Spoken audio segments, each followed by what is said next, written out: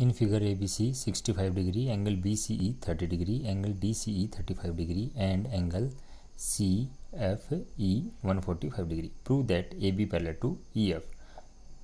क्या करेंगे, ए B parallel to क्या दिखाना है, ई एफ के। तो सबसे पहले ए बी को पैरेलल दिखाएंगे सी डी के। तो एंगल ए बी सी जो है वो 65 डिग्री है, angle A B C 65 degree. Angle D C B जो है वो कितना है, 65 डिग्री। तो अब क्या करेंगे, angle A B C 65 already है, और एंगल जो डी सी बी है, कौन सा, डी सी बी जो है वो ये है। इन दोनों का सम अगर हम निकालते हैं तो ये भी कितना आता है, 65 डिग्री।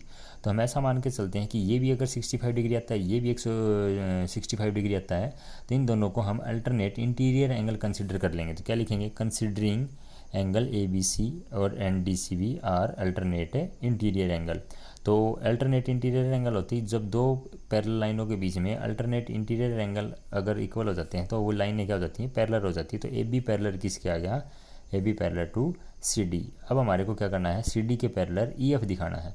तो सी डी के पैरेलल ई एफ क्या दिखाएंगे, अगेन एफ सी ई, कौन सा, एफ ई सी ये वाला एंगल, और डी सी ई ये वाला एंगल। इन दोनों एंगल का सम अगर 180 डिग्री आ जाता है तो हम ये मान के चलते हैं कि ये ट्रांसवर्सल लाइन होगी, और इस दोनों पर ये एंगल दोनों क्या होगी, 180 डिग्री।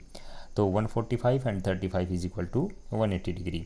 उसके बाद considering E C as a transversal line in which angle F E C and C E D are the angle on the one side of transversal line. तो E F parallel to C D, E F जो parallel हो गया वो सी D के, और from 1 and 2 ये 2 equation और ये 1 बन गया अपना।